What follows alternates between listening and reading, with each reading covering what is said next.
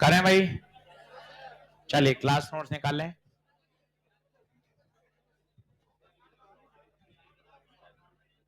तीसरा हिस्सा शुरू कर रहे हैं, मैटर वेव्स। पहला था फोटोन थ्योरी, दूसरा है फोटो इलेक्ट्रिक इफेक्ट और तीसरा है मैटर वेव। बहुत आसान टॉपिक है।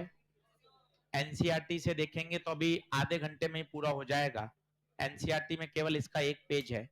न्यूमेरिकल करने में इसमें 2 लेक्चर लगेंगे क्योंकि काफी सारे वैरायटी के सवाल इसमें से पूछे जाते हैं। तो बात कर रहे हैं 19वीं सेंचुरी की। तब तक इस बात पे ठप्पा लग चुका था कि भैया लाइट का ड्यूअल नेचर है भाई, क्योंकि इंटरफेरेंस, डिफ्रैक्शन, पोलराइजेशन को वेव नेचर से समझाते थे।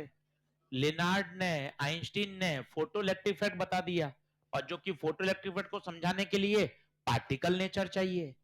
अंततः ये समझौता हो गया कि भैया लाइट का कैसा नेचर है, ड्यूअल नेचर है। तो याद रखिए, लाइट का कैसा नेचर, ड्यूअल नेचर। डिपेंड, अगर आप इंटरफेरेंस, डिफ्रैक्शन, पोलराइजेशन ये पढ़ना चाहते हैं तो आपको ये मानना पड़ेगा लाइट का वेव नेचर है। और अगर आप photo electric effect, Compton effect, Compton syllabus में नहीं है, कॉम्पटन इफेक्ट को पढ़ना चाहते हैं तो आपको लाइट का पार्टिकल नेचर मानना पड़ेगा। इस बात पर वेल एस्टेब्लिश हो चुका था और मामला बिल्कुल सेट था। सभी जगह ये पेपर में पब्लिश हो गया था कि लाइट का कैसा नेचर माना जाएगा, ड्यूअल। लाइट का दूसरा नाम होता है रेडिएशन।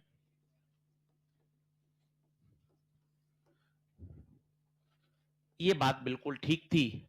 अच्छा, ये इस बात पे भी निर्भर करता है कि आप कौन सा एक्सपेरिमेंट पढ़ रहे हैं। अगर आप इंटरफेरेंस पढ़ रहे हैं तो आज आपको बोलना पड़ेगा लाइट का कौन सा नेचर एग्जिबिट हो रहा है, वेव। अगर फोटो इलेक्ट्रिक इफेक्ट पढ़ना चाहते हैं तो ये बोलना पड़ेगा पार्टिकल। यहां तक समझौता हो गया था, मामला बिल्कुल ठीक था। एक स्टूडेंट थे जो पीएचडी कर रहे थे, रिसर्च स्टूडेंट थे, डी ब्रोगली। हम डी ब्रोगली हमने 9th-10th में सुना तो हम डी ब्रोगली बोलने लग गए। सही इनका उच्चारण है डी ब्रॉय। तो डी ब्रोगली एक पीएचडी रिसर्च कर रहे थे और उन्होंने बहुत बोल्ड हाइपोथेसिस दी और तहलका मचा दिया उस समय कि यार, उनका कहना था प्रकृति में 2 ही चीजें हैं, या तो प्रकृति में रेडिएशन है, रेडिएशन का मतलब लाइट, या प्रकृति में है मैटर। आप भी देखिए, आप जितनी भी चीजें देख रहे हैं, पंखा, ट्यूबलाइट, बिल्डिंग, कार, बंगला, कैमरा, ये सब मैटर है। मैटर मतलब ये किससे मिलके बने हैं, पार्टिकल से। छठी, सातवीं, आठवीं में साइंस की डेफिनेशन आई थी, मैटर।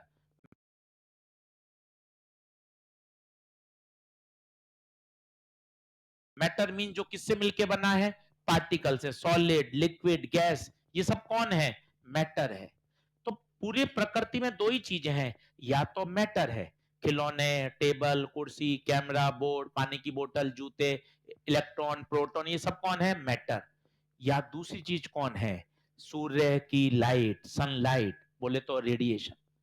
तो उनका कहना था, बड़ी बोल्ड हाइपोथेसिस, आप देखिए कितना जबरदस्त इमेजिनेशन उन्होंने कहा कि अगर आप कहते हो रेडिएशन का ड्यूअल नेचर है, क्योंकि इस बात पे सभी वैज्ञानिकों की सहमति बन गई थी, रेडिएशन का ड्यूअल नेचर है, तो मेरा ऐसा मानना है कि मैटर का भी ड्यूअल नेचर होना चाहिए। मैटर का ड्यूअल नेचर, इसका मतलब क्या है, पार्टिकल नेचर तो सबको पता ही है, ये पेन है। तो आप किसी से भी पूछोगे तो ये पेन बहुत छोटे छोटे कणों से मिलके बना है, पार्टिकल से मिलके बना है, तो पार्टिकल नेचर तो सबको पता है। पर उन्होंने कहा जब ये किसी वेलोसिटी के साथ मूव करेगा तो इस पेन के साथ वेव्स एसोसिएट होंगी और उन वेव्स को क्या कहा गया? Matter waves. क्या कहा गया? Matter waves. और पता है रीजन क्या दिया? रीजन केवल एक दिया, प्रकृति अपने बच्चों में भेदभाव नहीं करती। The nature loves symmetry.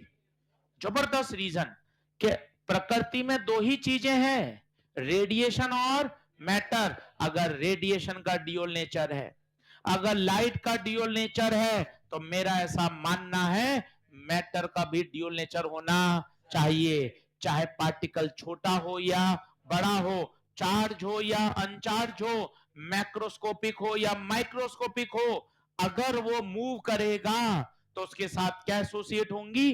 Waves. और उन वेव्स को क्या कहा गया? Matter waves. और उन्होंने अपना आर्ग्यूमेंट क्या लिखा? मुझे लगता है नेचर अपने बच्चों में भेदभाव नहीं करेगा। अगर लाइट का ड्यूल है तो मैटर का भी ड्यूल नेचर होना चाहिए। शब्द केवल एक दिया, सिमेट्री। क्या शब्द दिया? सिमेट्री। बाद में डेविसन जर्मर आए वैज्ञानिक, उन्होंने इस बात को प्रैक्टिकली प्रूव करके दिखाया। डी ब्रोगली ने प्रूव नहीं किया था, इसलिए उनके नाम में लिखा हुआ है डी ब्रोगली हाइपोथेसिस। आप देखिए कितनी बोल्ड हाइपोथेसिस है, केवल इमेजिनेशन, केवल ये मानना। और कितना कठिन है, आज भी हम इसको मानने में अचंभित करते हैं कि ये पेन चल रहा है तो इस पेन के साथ क्या एसोसिएट है? वेव्स। आज भी ये मानना अचंभित करता है। और उन्होंने विदाउट एक्सपेरिमेंट करे ये बात बोल दी कि अगर लाइट का ड्यूअल नेचर है तो मैटर का भी ड्यूअल नेचर होना चाहिए। केवल एक आर्ग्यूमेंट, नेचर किसको पसंद करता है? सिमेट्री को। वो अपने बच्चों में भेदभाव नहीं करेगा। Matter, matter wave. Sir chapter का नाम क्या है? मैटर। क्या मतलब है मैटर वेव्स? बोलिए। जब कोई मैटर किसी वेलोसिटी के साथ, किसी मोमेंटम के साथ मूव करेगा तो उसके साथ क्या एसोसिएट होंगी? और उन्हें क्या कहा गया? Matter waves. चैप्टर के नाम इतने अच्छे अच्छे हैं, कभी हम गौर ही नहीं करते। चैप्टर का नाम है बढ़िया। हमारे पास 12th के टॉपर एडमिशन लेते हैं टॉपर बैच में, सर 99, फिजिक्स में 100। तो आप हम उनसे यही पूछते हैं, यार चैप्टर नंबर 11 है, उसका नाम बता। भाई कहता अरे सर मॉडर्न फिजिक्स है। मैंने कहा कहीं एनसीईआरटी में मॉडर्न फिजिक्स नहीं लिखा। वो तो टीचर बोल देता है मॉडर्न फिजिक्स। चैप्टर का नाम देख कितना मस्त है, dual nature of matter and radiation. भाई चैप्टर कितनी बातें कह रहा है, रेडिएशन का भी ड्यूअल, मैटर का भी ड्यूअल। इसलिए चैप्टर का नाम देख कितना सुंदर है, dual nature of matter and radiation. आप बोल रहे हो मॉडर्न पढ़ रहे हैं, मॉडर्न इंपॉर्टेंट है, मॉडर्न जरूर करना, 5 सवाल देगा। सिलेबस में ढूंढना, कहीं मॉडर्न है ही नहीं, कहीं मॉडर्न ही लिखा भाई। वो चल रहे हैं, किसी ने 10-15 साल पहले बोल दिया तो वही चल रहा है, जबकि मॉडर्न कहीं लिखा हुआ ही नहीं है। चैप्टर का नाम कितना अच्छा है, dual nature of matter and radiation. बोले तो लाइट, लाइट का तो ड्यूअल नेचर है ही। 19वीं शताब्दी में इस बात पर ठप्पा लग गया था। डी ब्रोगली ने एक बोल्ड हाइपोथेसिस दी, अगर लाइट का ड्यूअल नेचर है तो मैटर का भी ड्यूअल नेचर होना चाहिए। और उन्होंने एक फॉर्मूला दिया, केवल एक फॉर्मूला, लैम्डा बराबर एच बाय पी। आप देखिए फॉर्मूला कितना जबरदस्त है। अगर इसके लेफ्ट हैंड साइड में देखेंगे तो आपको दिखेगी वेवलेंथ, जो वेव का एट्रीब्यूट करेक्टर है। राइट हैंड साइड में देखिए, दिखेगा मोमेंटम। मोमेंटम किसका एट्रीब्यूट करेक्टर है? पार्टिकल का।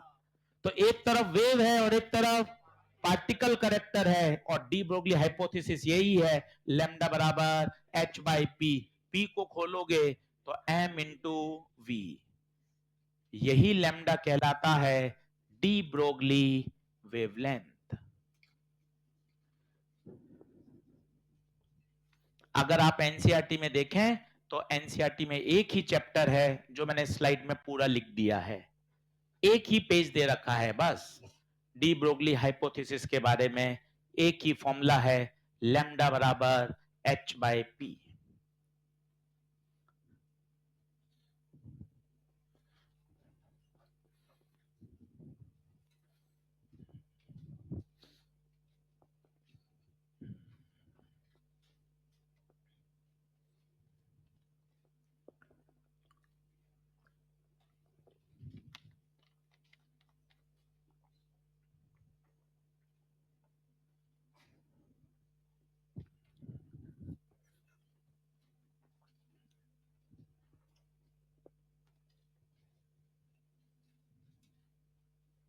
बढ़ो आगे। तो सीधा एक कॉन्सेप्ट, नेचर लव्स सिमेट्री। प्रकृति में कितने लोग? दो। कौन कौन? Matter and radiation. रेडिएशन बोले तो लाइट। एनसीईआरटी से चिपक के चलिए। कई बच्चे रोज एनसीईआरटी पढ़ रहे हैं, सब्जेक्ट उनका स्ट्रांग होता जा रहा है। जो लोगों ने एनसीईआरटी नहीं खरीदिए, पढ़ना शुरू करिए। मैं आपको गाइडेंस दूंगा कि कैसे पढ़ा जाएगा, कैसे सवाल करने हैं। और जब आप 10 दिन 12 दिन पढ़ लेंगे, आपको खुद को एडिक्शन होगा कि यार इतना बढ़िया लिखा हुआ है। एनसीईआरटी की आज समरी पढ़िए, आज चैप्टर पूरा हो जाएगा। भाई समरी में इतने शानदार पॉइंट्स लिखे हुए हैं, आपको लगेगा आधा घंटे में मेरा पूरा चैप्टर मेरे आंखों के सामने से एकदम रिवाइज हो गया। और वही लैंग्वेज आएगी। इसलिए एनसीईआरटी पे फोकस करिए, केवल एनसीईआरटी के साथ चलिए। उसका सॉल्व, अनसॉल्व, समरी, अंदर के ग्राफ, अंदर के कॉन्सेप्ट सब पढ़िए। आपको खुद को अच्छा लगेगा कि अरे यार मेरा सब्जेक्ट तैयार हो रहा है। एक फील आती है कंप्लीटनेस की कि हाँ यार मुझे चीजें तैयार करनी है। चलिए क्या आगे बढ़े? एक ही स्लाइड है, चैप्टर इतना ही है। अब 2 दिन लगेंगे केवल इसकी बातें समझने के लिए, इसके क्वेश्चंस करने के लिए। फॉर्मूला बोल लीजिए, लैम्डा बराबर एच बाई पी। लैम्डा बराबर एच बाई पी। पी की जगह एम वी। पी कौन है? पी पावर नहीं है, छोटा पी है। लिख लीजिए, छोटा पी मोमेंटम है। छोटा पी मोमेंटम है।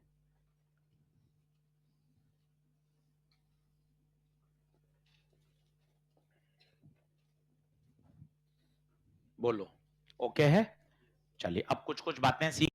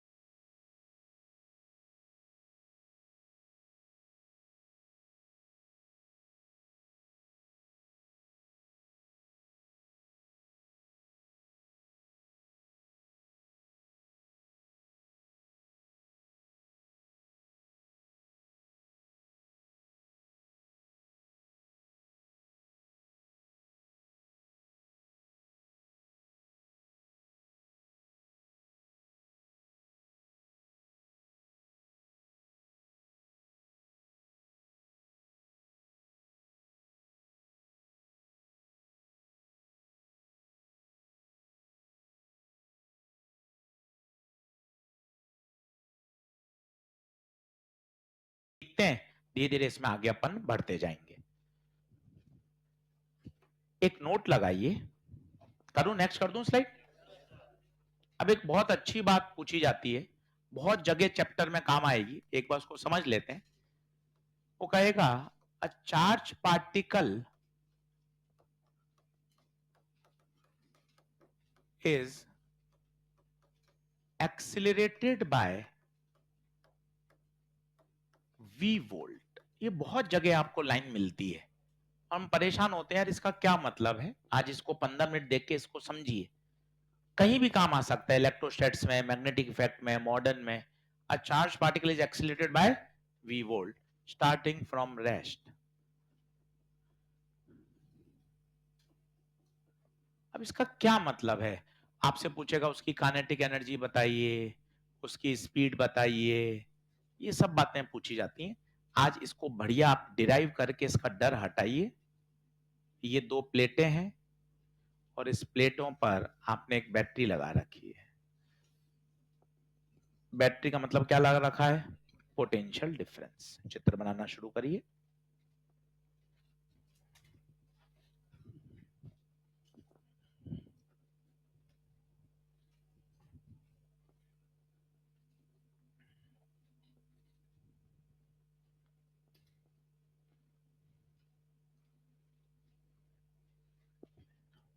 यहां एक चार्ज पार्टिकल है जो कि आपने रेस्ट से रिलीज कर दिया।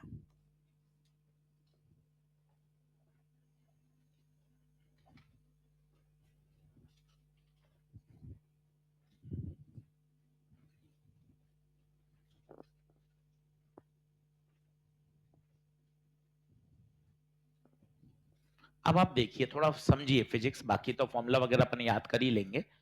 सबसे पहले बताइए, प्लस माइनस से क्या पैदा होगी, इलेक्ट्रिक फील्ड। इलेक्ट्रिक फील्ड कहां से कहां होती है, प्लस से माइनस, ये इलेक्ट्रिक फील्ड। अब थोड़ा इलेक्ट्रोस्टैट्स में जाइए, इलेक्ट्रिक फील्ड चार्ज पार्टिकल पे क्या लगाती है, बल। कितना याद है, F बराबर QE। और बोलिए, अगर चार्ज पार्टिकल पॉजिटिव है तो उस पर लगने वाले बल की दिशा इलेक्ट्रिक फील्ड के, इलेक्ट्रिक फील्ड कहां है, आगे, तो बल भी आगे लगेगा। तो बताइए, बल आगे लगेगा तो ये रुका हुआ रहेगा या एक्सीलरेट करेगा। बहुत बातें पूछ सकता है, वो आपसे पूछे यार बल बताओ यार, तो आपको याद होना चाहिए F बराबर QE। वो आपसे पूछेगा यार एक्सीलरेशन बताओ यार, तो A बराबर F by M QE by M. वो आपसे पूछेगा यार t टाइम बाद वेलोसिटी बता भाई, t टाइम बाद वेलोसिटी बता भाई, तो आप निकाल दोगे V बराबर U प्लस AT। बहुत बातें पूछ सकता है। अब मैंने आपसे पूछा यार इसकी काइनेटिक एनर्जी बताओ, तो काइनेटिक एनर्जी कैसे निकालेंगे, वर्क डन बाय ऑल बराबर change in kinetic energy. Change को लिखेंगे final minus initial. Work, work कौन कर रहा है, आप, मैं या इलेक्ट्रिक फील्ड। तो इलेक्ट्रोस्टैट्स में जाइए, इलेक्ट्रिक फील्ड का वर्क डन V बराबर W बाई Q, तो work done is Q into V, तो Q इंटू V। V बड़ा बना रहा हूं ताकि पोटेंशियल डिफरेंस की फीलिंग आती जाए। फाइनल के initial zero starting from rest. तो ये बहुत पॉपुलर फॉर्मूला है, काइनेटिक एनर्जी बराबर Q इंटू V। बच्चों ये बहुत जगह काम आता है, ये शानदार याद होना चाहिए फीलिंग के साथ, कि वोल्ट एक्सीलरेट करने पर वो क्यों भागता है। तो आपके पास निबंध आना चाहिए, पोटेंशियल डिफरेंस लगाने पर इलेक्ट्रिक फील्ड पैदा होती है, इलेक्ट्रिक फील्ड बल लगाती है, बल से चार्ज पार्टिकल एक्सीलरेट होता है, उसके पास वेलोसिटी आएगी, उसके पास काइनेटिक एनर्जी आएगी। और थोड़ा अगर आपको दिमाग से जोड़ना है, यार Gupta sir photo electric effect के ई मैक्स बराबर ईवी नॉट, वही तो फॉर्मूला है, ईवी नॉट, क्यू की जगह ई और वी की जगह स्टॉपिंग पोटेंशियल, तो के ई बराबर क्यू इंटू वी। दोनों बातें पता होनी चाहिए। वही, अगर आपको वी दे रखा है 50 वोल्ट, तो मुस्कुराइए, आपको के ही पता है 50 ईवी। उल्टा भी सच है, उल्टा भी सच है, अगर काइनेटिक दे रखी है 100 ईवी, तो मुस्कुराइए, पोटेंशियल डिफरेंस कितना, 100 वोल्ट। ये हर समय बात आनी चाहिए, तभी मजा है। आपसे पूछे स्पीड बताओ, तो पता आप क्या करोगे, इस काइनेटिक एनर्जी की जगह लिख दोगे हाफ mv स्क्वायर। इस स्लाइड से 5 प्रश्न आए हुए हैं नीट में, छोटे छोटे प्रश्न। काइनेटिक एनर्जी का फॉर्मूला, एनर्जी दे रखी है तो पोटेंशियल डिफरेंस, स्पीड बताओ, तो ये सब आपको आना चाहिए। वी में परेशान मत होइए, ये बड़ा वी बना रहा हूं, पोटेंशियल डिफरेंस है, ये छोटा वी है जो कि स्पीड बता रहा है, वेलोसिटी बता रहा है, तो 2 को वहां भेज देंगे तो 2 Q V by M, then speed comes out to be 2 Q V by M. तो ये अपने आप में एक बहुत जबरदस्त रिजल्ट है जो आपको हर दम ध्यान रहना चाहिए कि जब भी ऐसी लैंग्वेज आए, a charge particle is accelerated by v volt, तो तुरंत चमके kinetic energy qv, kinetic energy qv। पूरा छाप लीजिए, एक बार और समझाता हूं धीरे धीरे।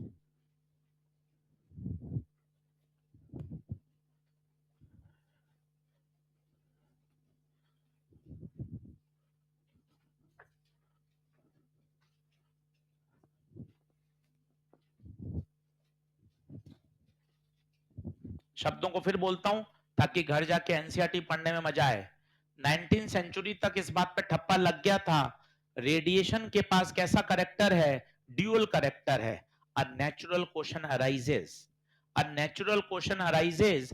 अब रेडिएशन के पास ड्यूअल करेक्टर है तो मैटर के पास भी ड्यूअल करेक्टर होना चाहिए। तो डी ब्रोगली ने एक बोल्ड हाइपोथेसिस के सामने, लोगों के सामने रखा कि मेरा ऐसा मानना है कि नेचर सिमेट्रिक है, मेरा ऐसा मानना है कि प्रकृति अपने बच्चों में भेदभाव नहीं करती, प्रकृति दो ही चीजों से मिलकर बनी है, रेडिएशन और मैटर। अगर रेडिएशन का ड्यूअल करेक्टर है तो मैटर का भी ड्यूअल करेक्टर होना चाहिए। जब भी कोई मैटर किसी वेलोसिटी से, किसी मोमेंटम से मूव करेगा तो उसके साथ वेव एसोसिएट होंगी, और उन वेव्स को क्या कहा गया, मैटर वेव्स। यही चैप्टर का नाम है dual nature of matter and radiation. बोलिए क्या बात ओके है? आगे बढ़ते हैं। दोनों को आप इस बात को कोने में जरूर लिख लीजिएगा, जैसा जैसा मैंने लिखा है वो जरूर लिख लीजिए। अगर पोटेंशियल डिफरेंस पता है तो के ई पता है, के ई पता है तो पोटेंशियल डिफरेंस भी पता है।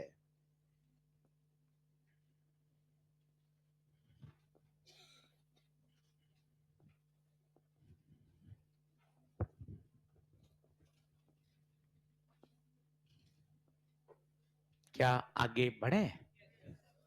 बहुत शानदार। अब आता है सारे सवालों को करने का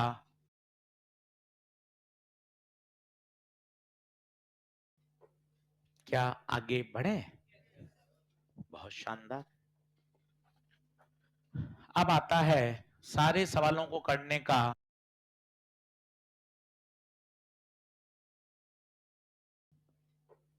क्या आगे बढ़े? बहुत शानदार। अब आता है सारे सवालों को करने का एक जुगाड़, इसका नाम है लैम्डा परिवार। सारे प्रश्न आपके यहीं से हल होंगे, और फैमिली का नाम है लैम्डा फैमिली, लैम्डा परिवार। क्या क्या फॉर्मूले हैं देखते जाइए। पहला, the bold de Broglie hypothesis, H upon P, P की जगह एम वी। आपको याद हो पी की जगह एक फॉर्मूला और होता है, अंडर रूट 2m के ई। वर्क एनर्जी में भी पढ़ा था, आप याद करिए। मैग्नेटिक इफेक्ट में भी आया था, अभी भी देख सकते हैं, 2 मिनट में याद आ जाएगा। काइनेटिक एनर्जी बराबर half M V square, M से गुणा भाग करिए, एम से गुणा भाग करिए, तो बताइए क्या हो जाएगा, half M square V square upon M, M square V square P square बटे 2m। 2m को इधर भेज दीजिए, तो 2m काइनेटिक एनर्जी बराबर पी स्क्वायर, तो p comes out to be under root 2m kinetic energy. ये हरदम याद होना चाहिए तभी मजा है, हरदम याद होना चाहिए तभी मजा है। बोलिए क्या ये बात ओके है? लिख लीजिए।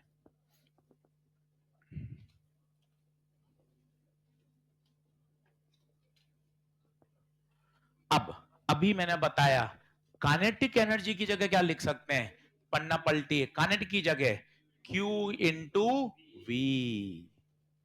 ये है आपका पूरा लैम्डा फैमिली। मैक्सिमम सवाल बच्चों यहीं से हल हो जाएंगे। बस आपको सटीक फॉर्मूला परीक्षा में चमकना चाहिए।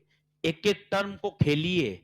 पी कौन है? पी, पी मोमेंटम, पी है मोमेंटम। छोटा वी क्या है? छोटा वी स्पीड, वेलोसिटी। के क्या है? के काइनेटिक एनर्जी। बड़ा वी क्या है? Applied potential difference, applied potential difference. Lambda de Broglie wavelength. सटीक फॉर्मूला याद करेंगे, परेशानी नहीं आएगी, सवाल बहुत जल्दी सॉल्व होंगे। चैप्टर हो चुका है, चैप्टर इतना ही है, अब सिर्फ और सिर्फ न्यूमेरिकल है। एनसीईआरटी में केवल एक पेज दे रखा है इसका, ये सारे फॉर्मूले भी नहीं है, सिर्फ एक ही फॉर्मूला है एच अपॉन पी। ये तो सब हमने सवालों के करने के लिए जल्दी जल्दी जुगाड़ ढूंढ रखे हैं। किसी भी किताब में अगर आप अच्छी किताब पढ़ोगे तो डी ब्रोगली का एक ही फॉर्मूला है, लैम्डा बराबर एच अपॉन पी, और पी की जगह क्या लिख दिया? M we. वी बड़ा बनाइएगा ताकि आपको चमके। बड़ा वी क्या है? Applied potential difference.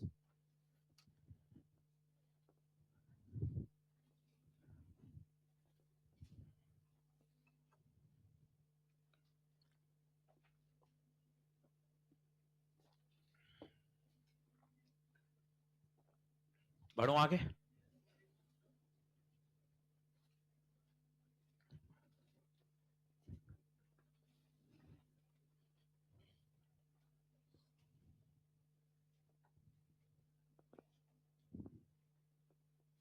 Clear clear clear. नीचे लगाइए नोट। 2 मिनट रुक रहा हूं, चारों फॉर्मूले बोल लीजिए, रिलैक्स रहिए, ओवर थिंकिंग से बचिए। केवल सोचने मात्र से काम नहीं होगा, एक्शन लीजिए, सवाल बनाइए, सिस्टमेटिक चलिए, टेढ़ा मेढ़ा मत भागिए। क्लास नोट्स तैयार करिए, उसको शॉर्ट नोट्स बनाइए, एनसीईआरटी सॉल्व अनसॉल्व करिए, बिल्कुल सिस्टमेटिक। कहीं टेढ़ा मेढ़ा मत भागिए। आपका क्या होता है, कभी ये मैं कर लूं, कभी थोड़ा बहुत ये कर लूं, तो आप ये पजल हो जाते हैं। अब पजल होने का समय नहीं है, सीधा सीधा सिलेबस के अकॉर्डिंग चलते जाइए। एनसीईआरटी की किताब को फॉलो करिए, पीवाईक्यू को अच्छे से करिए, एनसीईआरटी सॉल्व अनसॉल्व करिए। आपका एकदम डायरेक्शन फिक्स रहना चाहिए, करोगे तो मजा आएगा। हम भी लगातार मेहनत कर रहे हैं कि नहीं यार, बच्चों को अंतिम समय में ना यार परेशानी नहीं चाहिए। अभी 2 कल चैलेंज दिए कि यार अभी चैप्टर खत्म हुआ है ना, अपन घर बैठ के सोचते रहते हैं बैकलॉग है, ये करूं वो करूं ना। जैसा जैसा कहते जा रहे हैं वैसा वैसा करते जाओ, आपको खुद को अच्छा लगेगा। अभी 2 कल चैलेंज दिए, इतने बच्चों ने मुझे एक दिन में, आधे दिन में सॉल्व करके भेज दिया। अब ये क्या है, 2 अपने चैप्टर हो गए, एक फोटोन थ्योरी और एक फोटोइलेक्ट्रिक इफेक्ट। मैंने क्या किया, केवल फोटोन थ्योरी के सवालों को छांटा। किसी किताब में फोटोन थ्योरी के नाम से कुछ है ही नहीं, अपन वैसा पढ़ाते हैं, इसलिए अपन ने सारे सवाल देखो, सारे नीट के सवाल छांट के इसमें लगा दिए। केवल किसके? Photon theory. मात्र कितने सवाल? 10 सवाल। आपने 10 सवाल किए, टाइमर लगाया, फोटोन थ्योरी तैयार। आपका खुद का कॉन्फिडेंस बढ़ा, आपको अच्छा लगा, अरे यार मैंने नीट के सारे वैरायटी के क्वेश्चन कर लिए। अलग ही लेवल का कॉन्फिडेंस आता है कि चलो यार फोटोन थ्योरी तैयार हो गया। फिर भाई आगे चले, आगे आए चैलेंज नंबर 2, फोटोइलेक्ट्रिक इफेक्ट। अब फोटोइलेक्ट्रिक इफेक्ट आप देखो, 25 साल में 35 क्वेश्चन आए हैं, मतलब आप देखिए एवरेज एक से भी ज्यादा है। मतलब हर साल एक सवाल तो श्योर शॉर्ट आना है, और आपने 35 क्वेश्चन कर लिए, इसका मतलब आपका काम बिल्कुल शानदार तैयार हो। अब पॉइंट ये फंसता है कि सर देखिए मटेरियल तो बहुत है, करें कैसे, और डाउट आए तो डाउट को कैसे रिजॉल्व करें। तो अंतिम समय में इधर उधर भागने का समय नहीं है। तो भाई हमने जो सॉल्यूशन बनाए ना, ये हैंड रिटन सॉल्यूशन, वैसे किताब से नकल नहीं मारी, सिस्टमेटिक जैसा पढ़ाते हैं। देखिए जैसे एक ऊपर सवाल चल रहा है, सॉल्यूशन देखिए, सबसे पहले क्या लिखी? Einstein equation. आपको हमेशा ये सिखाया आइंस्टीन लिखो, फिर उसको को क्या करो? मॉडिफाई करो। तो देखो के मैक्स की जगह ईवी नॉट लिखा, फोटोन की एनर्जी की जगह S C by lambda, phi की जगह तो आपको एक फील आती है, हाँ यार अपन ने जैसा पढ़ा वैसा ही। आपको मॉड्यूल के सॉल्व एग्जांपल समझने में समय लग जाता है, क्योंकि उसकी तरीका अलग है, उसके सिंबल अलग हैं, उसकी अप्रोच अलग है। वही सिंबल मिल जाए, वही तरीका मिल जाए, कितनी बार लगाया आपने? 2 बार, डिवाइड किया, आंसर आ गया। तो ये क्या है? ये खुद एक रिवीजन की तरह काम करता है कि आपने 1.5-2 महीने बाद सिर्फ आप एक एक स्टेप भी पढ़ लोगे, आपको पूरा चैप्टर रिवाइज हो गया। बहुत तगड़ा काम है। प्रिंट आउट निकालिए, सवाल को सॉल्व करना शुरू करिए। ये देखिए, ये बहुत बढ़िया सवाल है। तरीका वही अपनाया, इक्वेशन लिखा। अब यहां प्रश्न में खुशबू आ रही है वेलोसिटी की, तो देखो मैंने काइनेटिक को कैसे लिखा, हाफ एम वी स्क्वायर। 2 बार लगाया पहले, अब दोनों को क्या कर दिया, डिवाइड। बिल्कुल वैसा ही जैसा हम क्लास में पढ़ाते हैं। किताब के सॉल्यूशन हमें समझ में नहीं आते, हम परेशान होते हैं, पजल होते हैं। हमें ऐसा सॉल्यूशन चाहिए सर जैसा आप कॉपी में पढ़ा रहे हो। एक एक सवाल पे मेहनत करी, आप देखते जाइए। ये वो साला सवाल एटम स्ट्रक्चर में याद करिए। इलेक्ट्रॉन सेकंड से फर्स्ट में कूदा, तो देखो बाकायदे लिखा, कूदता वो दिखाया, 10.2 ईवी का फोटोन प्रोड्यूस होगा। फिर इक्वेशन लगा दी, के मैक्स बराबर ई माइनस 5। तो टारगेट लेके बैठना पड़ेगा कि सर ये 35 सवाल प्रिंट निकाल ले, आज 2 घंटे में सर इनको निपटाना है। सर परेशानी आ रही है, सर आप कैसे मिलोगे, जरूरत ही नहीं है भाई, ये देख सारे सॉल्यूशन तेरे पास हैं, अपने आप समझेगा, काम हो जाएगा। तो ऑथेंटिक चीज समझ में आनी चाहिए। ये देख कितना बढ़िया लिखा है। स्टेप नंबर 1, पहले लाइट की क्या निकालो, एनर्जी। स्टेप नंबर 2, मेटल का क्या निकालो, वर्क फंक्शन। स्टेप नंबर 3, क्या निकालो, के मैक्स। के मैक्स पता है, के मैक्स पता है तो मुस्कुराओ, क्या पता है, वी नॉट पता है। तो क्या होता है ना, एक ऐसी अपनी वाली फीलिंग आती है कि नहीं यार अपने बिल्कुल अपने सिस्टमेटिक तैयार कर लिया। तो किसी सवाल में तू अटक रहा है ना, तेरे पास इतने बढ़िया सॉल्यूशन है, और गारंटी है पूरी इंडस्ट्री में किसी किताब में इतना सिस्टमेटिक सॉल्यूशन कहीं नहीं दिया हुआ। वो लगाते हैं ई बराबर एच न्यू, अपन ने कभी एच न्यू लगाया ही नहीं। अपन ने तो क्या लगाया है, 4.1 इंटू 10⁻⁻50। अपन पजल इसलिए तो होते हैं, सवाल नोट्स अपन टीचर से पढ़ रहे हैं, किताब के सॉल्यूशन कुछ और दूसरे ऑथर के देख रहे हैं, अपन परेशान होते रहते हैं, उलझते रहते हैं। वही एनसीईआरटी के सॉल्यूशन मिल जाए, वही चीजें मिल जाए, तो एकदम बढ़िया काम हो जाए। तो थोड़ा सा सिस्टमाइज होइए। अब समय है, 100 दिन बचे हैं, अब पढ़ाई को बहुत सिस्टमेटिक करिए। अपना टारगेट बना लीजिए कि अपन को क्या क्या करना है। कि भाई लिखा हुआ है इंटेंसिटी डिस्टेंस के स्क्वायर के इनवर्स। डिस्टेंस को वेरी करने पर केवल क्या वेरी करती है, पर उसने पूछा स्टॉपिंग पोटेंशियल बताओ, लिख दिया stopping potential is independent on the, hence stopping potential remain same. तो एक टारगेट बनाया, आपको खुद को अच्छा लगेगा कि सर सबसे पहले क्लास नोट्स पढ़ लिया आधे घंटे में, सर आधे घंटे 1 घंटा शॉर्ट नोट्स दिया, फिर सर एनसीईआरटी के सॉल्व अनसॉल्व। एनसीईआरटी में ज्यादा प्रश्न कहां है, 12-13 तो हैं अनसॉल्व, 3-4 हैं सॉल्व, कुल जमा 15 प्रश्न। 15 प्रश्न करती है अपनी एनसीईआरटी तैयार। सर ये चैलेंज ले लिया 45 सवाल का, इससे क्या हुआ, 25 साल के नीट के सारे क्वेश्चन देख लिए, अलग लेवल का कॉन्फिडेंस, सर सारी वैरायटी कवर हो गई। ऐसे आगे बढ़िए। केवल ये बैठे रहेंगे बहुत बैकलॉग है, सिलेबस बहुत है, कैसे होगा, क्या परेशानी है, आप उलझते रहेंगे। एक्शन लेना पड़ेगा, एक्शन लेना पड़ेगा कि नहीं यार करता हूं, 5 दिन 8 दिन 10 दिन खूब मेहनत करता हूं, चीजें ट्रैक पर आएंगी। थोड़ा सा मेहनत करेंगे तब काम चलेगा। चलिए, तो लेमडा बराबर कितना आ गया, H upon under root 2m QV। नीचे नोट लगाइए,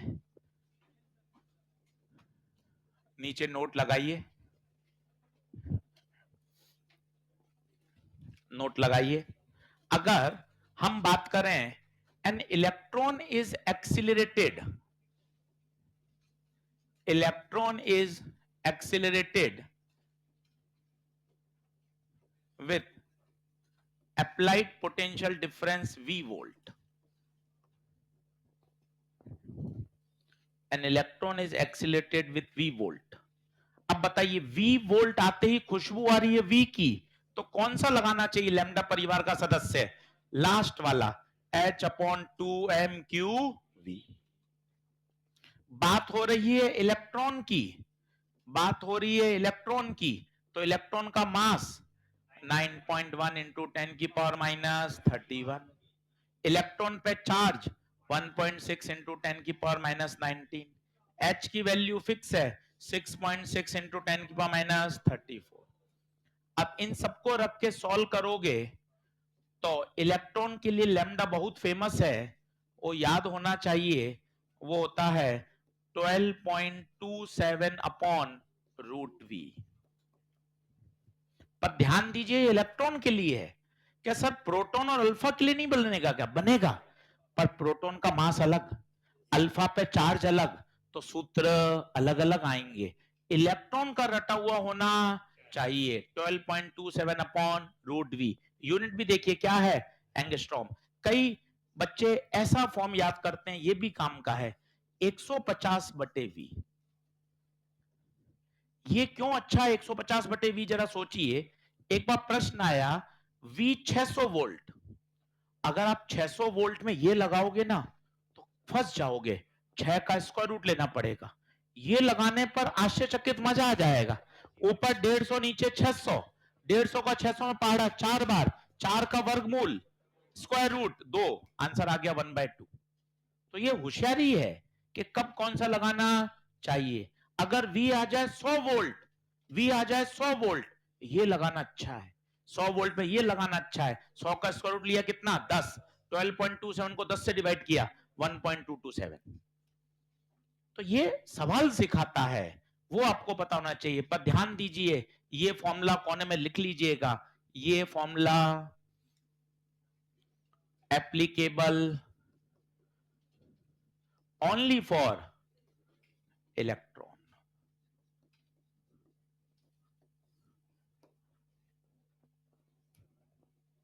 सिर्फ इलेक्ट्रॉन के लिए लागू होता है। 2-3 बार बोल लीजिए, 5 सवाल इस पे मिलेंगे आपको पेपर में। 12.27 अपॉन रूट वी। वी क्या है? V applied potential difference.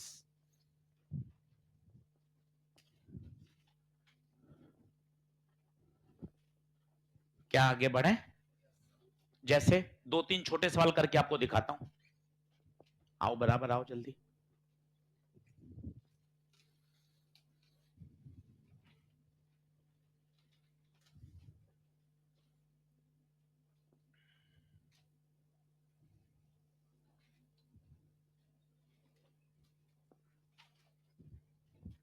देखें,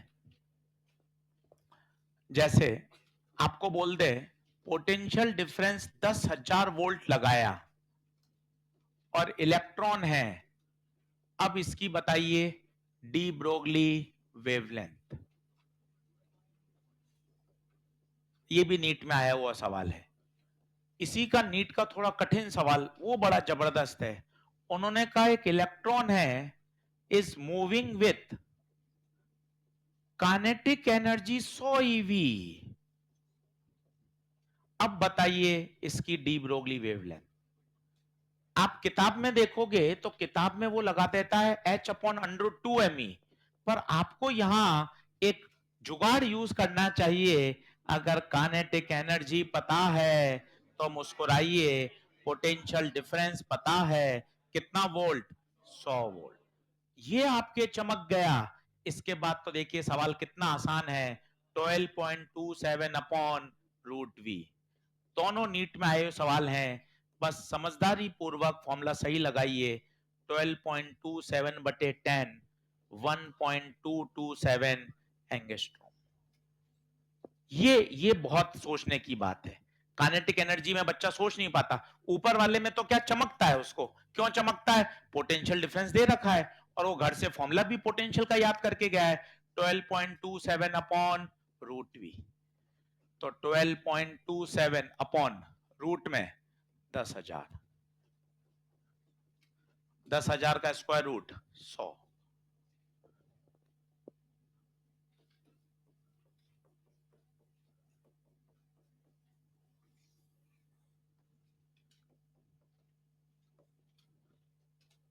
दोनों ही पेपर में आए हुए प्रश्न है।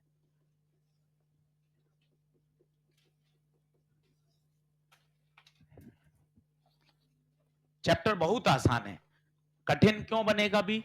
ये क्या करेगा, दो दो चैप्टर की मिक्सिंग करेगा, क्योंकि मैटर वेव में खुद में तो दम ही नहीं है। एनसीईआरटी खुद एक पेज में खत्म कर रही है, तो फिर सवाल कैसे बनेंगे? वो मैटर वेव के साथ मैकेनिक्स मिला देगा, मैटर वेव के साथ मैग्नेटिक इफेक्ट, मैटर वेव के साथ फोटोइलेक्ट्रिक इफेक्ट, मैटर वेव के साथ इलेक्ट्रिक फील्ड, सब आए हुए हैं। तो क्या दो चैप्टर की मिक्सिंग होते ही सवाल थोड़ा सा कठिन हो जाता है?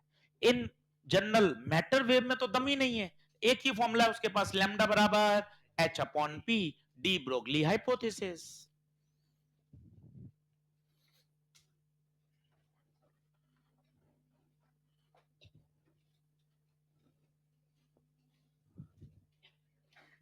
बोलिए।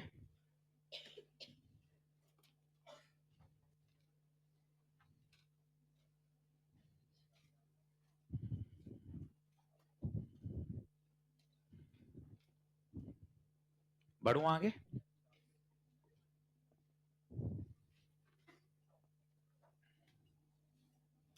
जैसे रोकूं क्या?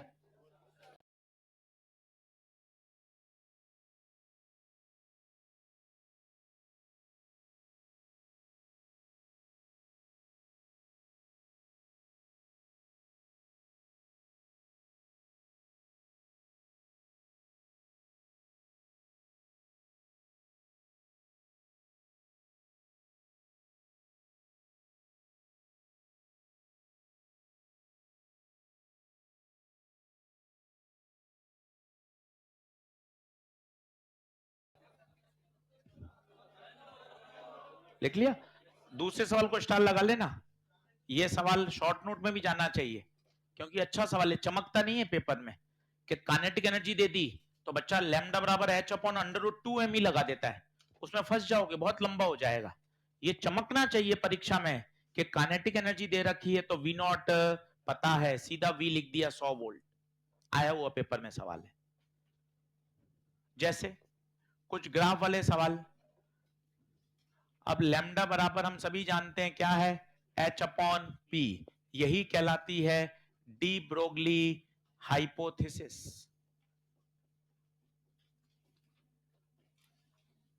बोल्ड हाइपोथेसिस दी थी उन्होंने। अब देखिए उस समय ऐसा बोलना विदाउट एनी एक्सपेरिमेंट अपने आप में सैल्यूट बनता है कि यार उन्होंने क्या कहा कि यार रेडिएशन का ड्यूल नेचर है। इतनी सैकड़ों साल लड़ाई चली लाइट की, न्यूटन आए, हाइगन आए, मैक्स प्लैंक आए, मैक्सवेल आए, तब फोटोइलेक्ट्रिक इफेक्ट आया, लिनार्ड एक्सपेरिमेंट, आइंस्टीन, तब जाके ठप्पा लगा लाइट का क्या है, ड्यूल नेचर। और भाई आराम से कमरे में बैठकर टेबल कुर्सी पर ही भाई बोल रहे हैं लाइट का अगर ड्यूल नेचर है तो मेरा ऐसा मानना है कि मैटर का भी ड्यूल नेचर होना। तब बोला बोल्ड हाइपोथेसिस उन्होंने दी, इतना जबरदस्त इमेजिनेशन कि यार मैटर का भी क्या होना चाहिए, ड्यूल नेचर, और फॉर्मूला दिया लैम्डा बराबर एच अपॉन पी। क्या बात सही है? अब ग्राफ आ गया 2 बार नीट में, लैम्डा और पी में ग्राफ बनाइए। तो कोई भी ग्राफ बनाने के लिए तरीका समझिए कैसे बनता है। जैसे लैम्डा और पी में चाहिए तो आपको पहले ऐसा सूत्र याद करिए जिसमें लैम्डा और पी आता हो। अब लैम्डा देखो कौन सी एक्सिस पर, बताओ कौन सी एक्सिस पर है, वाई एक्सिस पर, तो इस लैम्डा की जगह बच्चे वाई लिखा। एक्स एक्सिस पे देख ध्यान से, P है तो केवल P की जगह X लिखा, S तो कांस्टेंट है, तो बताओ Y is inversely proportional to X। 2 बार नीट में रिपीट हुआ लैम्डा और P का ग्राफ, और सोचिए अगर इनवर्सली प्रोपोर्शनल है तो क्या आएगा, रेक्टेंगुलर हाइपरबोला। Rectangular hyperbola. तो जरूरी नहीं है कि करा हुआ ही सवाल ग्राफ आए। अभी 2024 का आप देखिए मैटर वेव्स का ही सवाल आया था, पर एक नया प्रश्न आ गया, पर जिसने अप्रोच समझी है वो कर सकता है, कहीं कोई दिक्कत नहीं, अभी करके दिखाता हूं मैं आपको। तो कोई भी ग्राफ बनाना है तो दिमाग को मैसेज भेजिए, ग्राफ जिन क्वांटिटी के बीच में बनाना है पहले उसका रिलेशन याद होना चाहिए। लैम्डा और पी का ग्राफ है तो ऐसा फॉर्मूला सोचो जिसमें लैम्डा और पी आता हो, तो लैम्डा बराबर है H upon P. Y axis पे कौन है, लैम्डा, तो लैम्डा की जगह वाई लिखा। एक्स एक्सिस पर कौन है, पी, तो पी की जगह लिखा एक्स। इनवर्सली प्रोपोर्शनल है तो रेक्टेंगुलर हाइपरबोला। बोलिए क्या बात क्लियर है? 2 बार नीट में आया है, स्टार लगा के रखिए, फिर रिपीट होगा। इसी का एक अच्छा सवाल देखिए अगला, जो 2024 का प्रश्न है, ये बनाइए।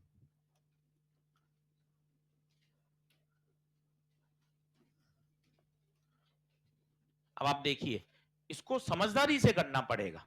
आप सीधा रटा हुआ टिक नहीं कर सकते परीक्षा में। मैं आपको अप्रोच बताता हूं, आप सवाल लिखिए, ऑप्शन भले ही मत बनाइएगा, सवाल लिखिए।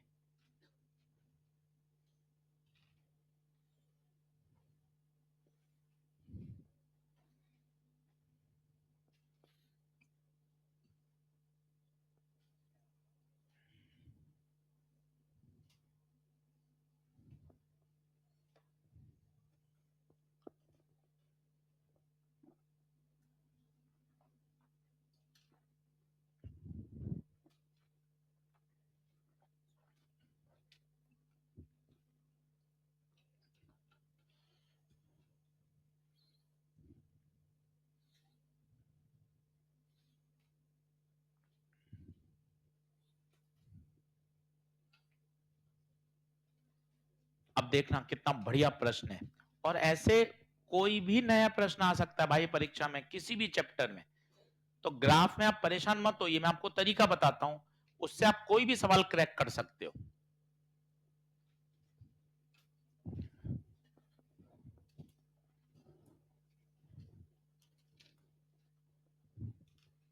अब देखो, आप मुझे बताओ प्रश्न पढ़ के आपने क्या देखा?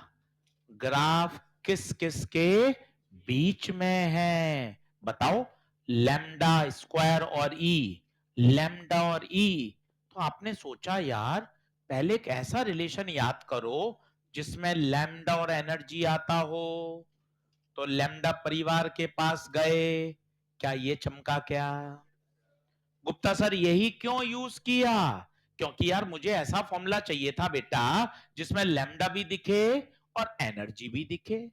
पर गुप्ता सर वहां तो लैम्डा स्क्वायर है, तो यार कर दे स्क्वायर। सर घबराऊं क्या? अरे क्यों घबरा रहा हूं, अभी पेपर थोड़ी ना चल रहा है। ओके सर, दोनों तरफ स्क्वायर कर दिया, फिर एक स्क्वायर हो गया। अरे नहीं सर, स्क्वायर कहां, 1/लैम्डा स्क्वायर है। तो दोनों तरफ क्या कर दिया, रेसिप्रोकल मार दिया। जैसा जैसा प्रश्न कह रहा है भैया वही करना पड़ेगा, घर से याद करके नहीं जा सकते। लैम्डा स्क्वायर तो स्क्वायर किया, रेसिप्रोकल तो रेसिप्रोकल किया। 1/लैम्डा स्क्वायर बराबर 2me/h²। अब निगाहें बोर्ड पे रखिएगा, आनंद आएगा। वाई एक्सिस पे चिल्लाओ क्या है? वाई एक्सिस पे चिल्लाओ क्या है? 1/लैम्डा स्क्वायर। तो राजा 1/लैम्डा स्क्वायर पूरे की जगह, राजा 1/लैम्डा स्क्वायर पूरे की जगह y। एक्स एक्सिस पे देख, e, इस e की जगह x, 2m/h constant, y is proportional to x। बताइए क्या? Straight line, straight line passing through origin. इन चीजों को याद नहीं किया जा सकता है, ये ऑन द स्पॉट अलग अलग तरीके से परीक्षा में बनेगा, किसी भी चैप्टर में बन सकता है। आपको तो केवल सही रिलेशन चमकना चाहिए। अब जैसा जैसा ग्राफ कह रहा है भैया वैसा कर, इतना दिमाग लगा, ऑल इंडिया लेवल में इतना करना पड़ेगा। लैम्डा स्क्वायर तो स्क्वायर किया, रेसिप्रोकल तो रेसिप्रोकल किया, ग्राफ बन गया। नहीं आ पा रहा? आइए बराबर फटाफट।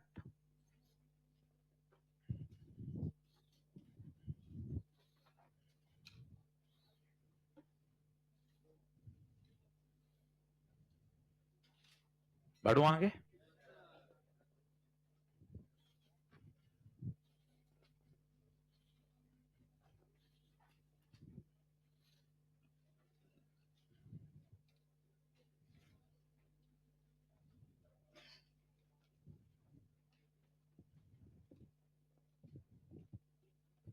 क्लियर? चलिए, अब जैसा मैंने आपको कहा, दो दो टॉपिक की मिक्सिंग होती है, इसलिए मैटर वेव के सवाल अच्छे माने जाते हैं। अब मैटर वेव की मिक्सिंग कर रहे हैं किसके साथ? मैकेनिक्स के साथ। तो डालिए मैटर वेव प्लस मैकेनिक्स। अब 2-3 सवाल करके देखें, क्योंकि मैटर वेव खुद में दम नहीं है, उसके पास एक ही फॉर्मूला है, लैम्डा बराबर h by P, lambda h upon M V. अब 3-4 सवाल करके देखते हैं जिससे आपको थोड़ा सा अप्रोच समझ में आए। पूरा प्रश्न लिखिए। दिखने में प्रश्न ऐसा है कि पहले राउंड में छोड़ देना चाहिए, है ना, ऐसा लगता है, पर अगर पेशेंस पूर्वक करेंगे तो इतना कठिन नहीं है। आराम से लिखिए।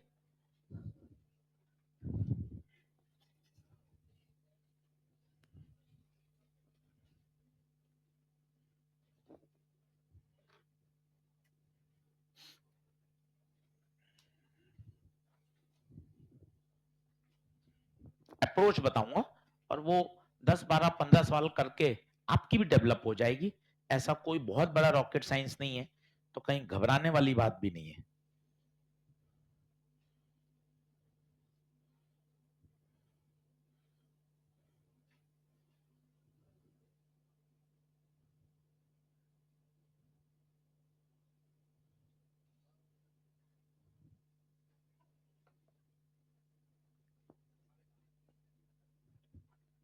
अब प्रश्न क्या कह रहा है, पहले आप प्रश्न लिख लीजिए, फिर अप्रोच डेवलप करते हैं और आप पाएंगे कि प्रश्न बहुत आसान था।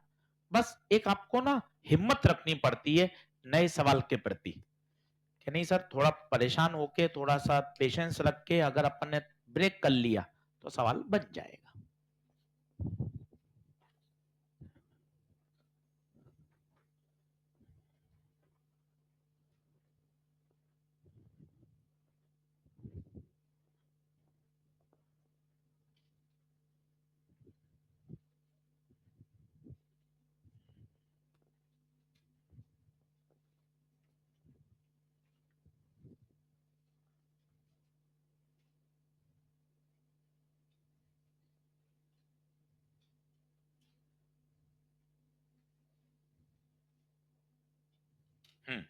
बढ़ो।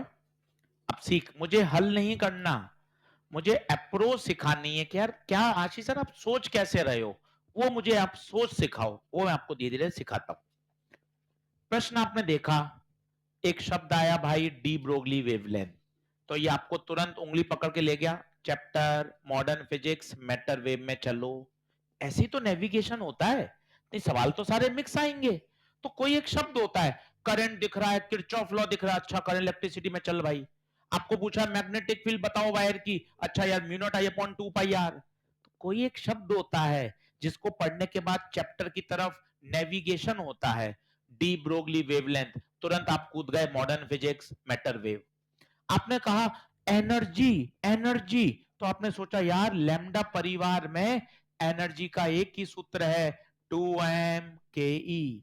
पर आप थोड़ा सा उदास हुए, क्योंकि यार मुझे क्या चाहिए थी, कानेटिक, पर भाई ने क्या दे दी, पोटेंशियल।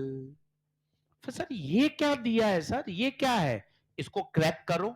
क्या कहना चाहता है, जब x 0 से 1 के बीच में होता है तो उस समय पोटेंशियल एनर्जी ई नॉट है, जब x की वैल्यू 1 से ज्यादा होती है उस समय पोटेंशियल एनर्जी 0 है। सीखेंगे कहीं और काम आ जाएगा। सर पर मुझे तो काइनेटिक चाहिए, मुझे आपसे क्या ही मतलब है। अब आप इसने देखो और क्या दिया है, टोटल एनर्जी, यहां से फील आनी आई, अरे यार टोटल पता है, पोटेंशियल पता है, तो काइनेटिक आ जाएगी ना। नमी कक्षा, टोटल बराबर काइनेटिक प्लस पोटेंशियल, मुझे तो चाहिए काइनेटिक, तो बताओ क्या होगी, टोटल माइनस पोटेंशियल, ये फॉर्मूला बन गया। अब दो बार, जब x की वैल्यू 1 से छोटी है तो बताओ उस समय पोटेंशियल कितनी है, ई नॉट। टोटल तो हमेशा ही कितनी रहेगी, 2 e naught, total energy always conserve.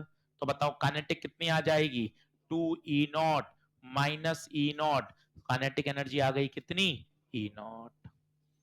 बाद में बताइए जब x 1 से बड़ा है तो पोटेंशियल कितनी है, 0।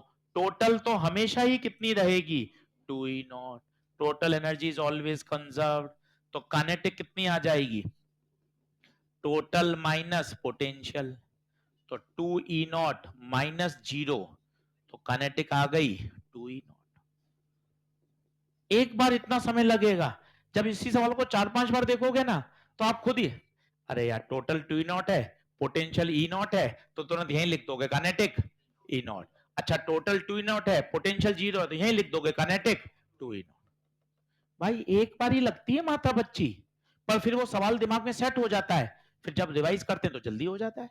अब काइनेटिक एनर्जी आ गई, अब आपके मजे आ गए। लैम्डा बराबर H upon under root 2m kinetic energy. तो lambda is inversely proportional to root kinetic energy. आपसे पूछा लैम्डा 1 बाय लैम्डा 2, इनवर्स है, यहां 1 2 है तो यहां 2 1 चलेगा। 1 का मतलब होता है इनिशियल, पहले की एनर्जी कितनी है, पहले की एनर्जी ई नॉट, और बाद की 2E0, बाद की 2E0, इनिशियल E0, तो आंसर आ गया √2। कोई ऐसा नहीं है गड़बड़, पर अच्छे प्रश्न करने से धीरे धीरे दिमाग खुलता है। अच्छा ऐसे सोचा जाना चाहिए। मैटर वेव के साथ दो दो चैप्टर की मिक्सिंग होती है, क्योंकि मैटर वेव के खुद के चैप्टर में कोई बहुत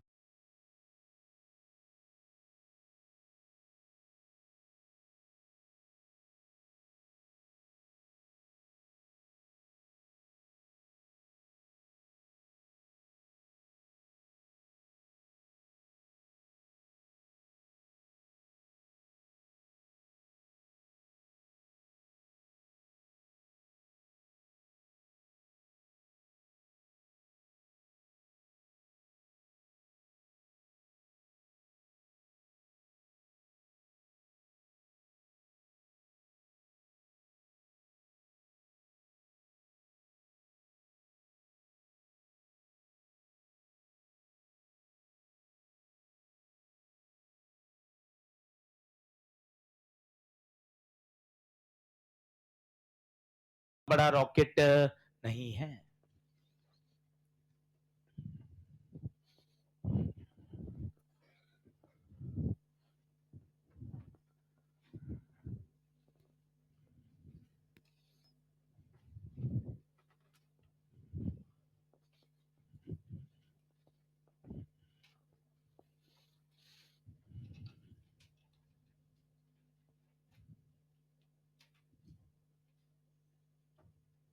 बोलो।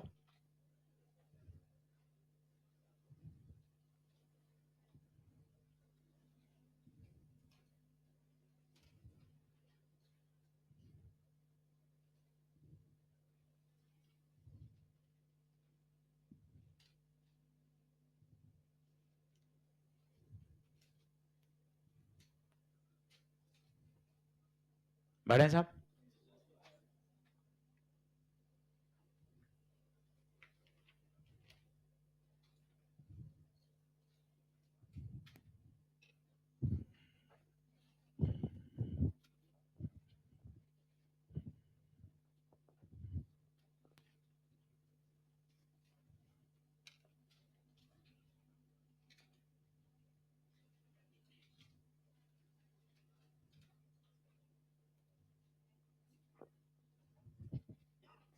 अच्छा प्रश्न था, प्रश्न करने के बाद थोड़ा उसको एनालाइज करो, थोड़ा दिमाग चलाओ। सर कोई रॉकेट साइंस नहीं था, पोटेंशियल दे रखी थी, टोटल दे रखी थी, सोच समझदारी से काइनेटिक निकाल ली, लैम्डा परिवार का सूत्र था, एक बार बोल लो, h upon under root 2m के ई। 5 मिनट सर सूत्र ही दिखा दो सर, चल भाई सूत्र देख ले सर, अच्छा फील होगा सर। चल बोलो। पहला एच अपॉन पी, दूसरा एच अपॉन एम वी, तीसरा H upon under root 2m के ई, और अगर पोटेंशियल डिफरेंस दे रखा है H upon under root 2m Q बड़ा वी। चैप्टर में कुछ है ही नहीं। अगर इलेक्ट्रॉन की बात करता है और पोटेंशियल डिफरेंस बोलता है तो 12.27 अपॉन रूट वी, 150 बटे रूट वी, किसमें एंगस्ट्रॉम। अरे रिवीजन बहुत अच्छा होगा, आप बिल्कुल परेशान मत होइए। अभी आपको लग रहा है क्योंकि चैप्टर पढ़ने में समय लगता है, रिवीजन तो इतना जल्दी होता है, comfortable. Matter wave, photoelectric, photon theory में पढ़ाने में 8 लेक्चर लग गए। आप 3 घंटे लेकर बैठिए, आप सब कुछ तैयार कर लोगे। 3 घंटे बहुत ज्यादा है, क्योंकि चैप्टर में ऐसा कुछ है ही नहीं। फोटोन थ्योरी में 7-8 फॉर्मूले हैं, फोटोइलेक्ट्रिक इफेक्ट में एक ही फॉर्मूला है, आइंस्टीन इक्वेशन। मैटर वेव के फॉर्मूले ये रहे। तो पढ़ने में 8 दिन लगते हैं भाई, रिवीजन तो ऐसा क्विक होता है, फटाफट फटाफट। चलिए प्रश्न नंबर 2 की तरफ आइए।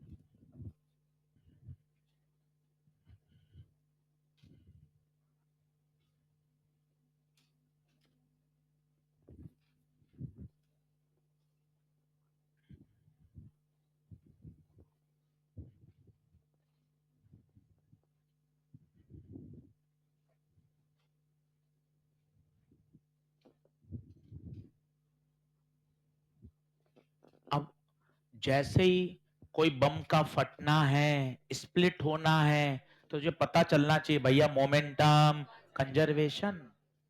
ये शब्द हैं। आदमी का ट्रॉली से कूदना, मोमेंटम कंजर्वेशन। बम का फटना, मोमेंटम कंजर्वेशन। स्प्लिट होना, मोमेंटम कंजर्वेशन। तो आपको जितना चमकेगा उतना जल्दी सॉल्व होगा। इतना प्यारा सवाल है ये, स्टार लगा के रखिए, बहुत पॉपुलर क्वेश्चन। कारण दो दो कॉन्सेप्ट यूज आ रहे हैं, मैकेनिक्स को घुसा दिया, सवाल अच्छा बन गया।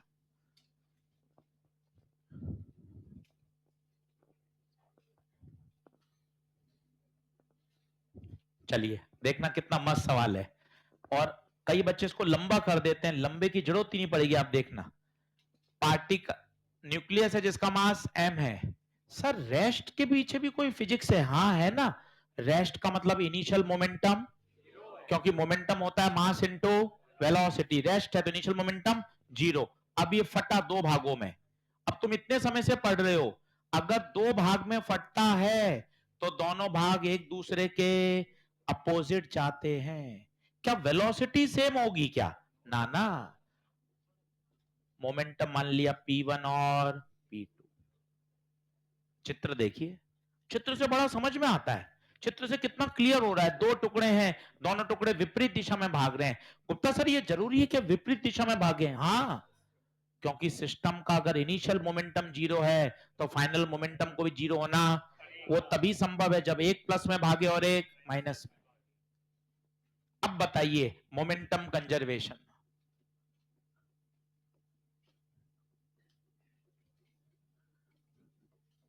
इनिशियल मोमेंटम बराबर फाइनल मोमेंटम। इनिशियल बताइए 0, फाइनल के 2 टुकड़े हैं, पहला P1, दूसरा माइनस P2। माइनस क्यों लगाया बताइए? अपोजिट है। बच्चे इसको खोल देते हैं m इंटू वी, सवाल खामखा लंबा हो जाता है। m इंटू वी खोलिए मत। क्यों नहीं खोलिए अभी बताता हूं। ये आया P1 माइनस P2, तो बताइए दोनों का मोमेंटम मैग्नीट्यूड में बराबर। अब सूत्र लगाइए, लैम्डा बराबर h बाई पी।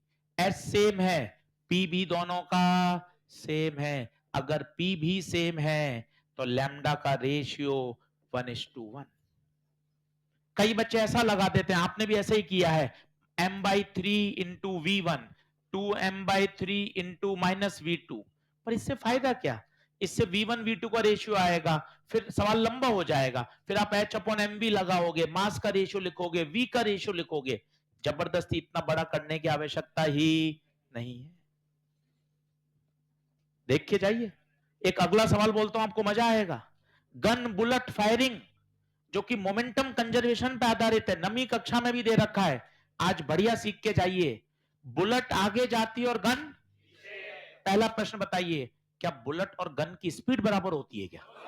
सर कहां सर, प्रैक्टिकल सोचो, बुलेट इतनी तेज जाती है, गन बहुत, पहली बात है दोनों की स्पीड बराबर नहीं होती। दूसरा, क्या मास बराबर होता है क्या? सर क्या बात कर दी, बुलेट तो बहुत हल्की होती है, गन बहुत भारी होती है। और तीसरा बहुत जबरदस्त है, मोमेंटम बराबर होता है, मैग्नीट्यूड।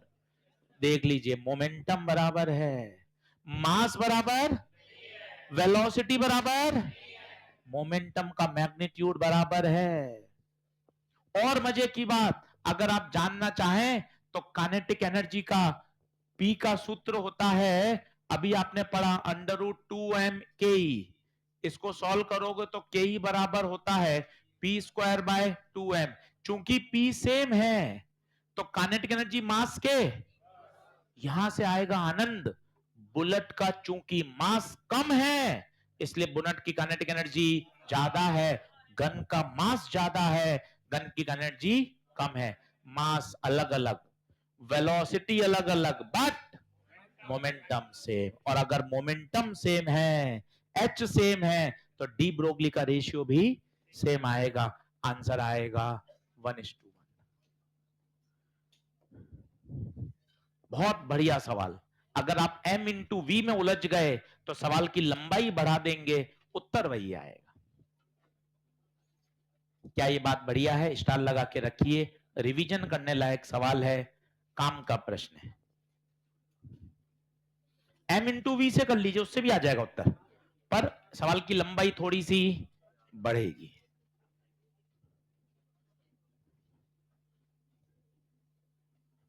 अच्छा, इनिशियल मोमेंटम जीरो क्यों लिया? रेस्ट में, रेस्ट में बम। तो बम का फटना, दो का टक्कर होके चिपकना, आदमी का ट्रॉली से कूदना, इन सभी सवाल में याद रखिए क्या लगेगा? Momentum conservation.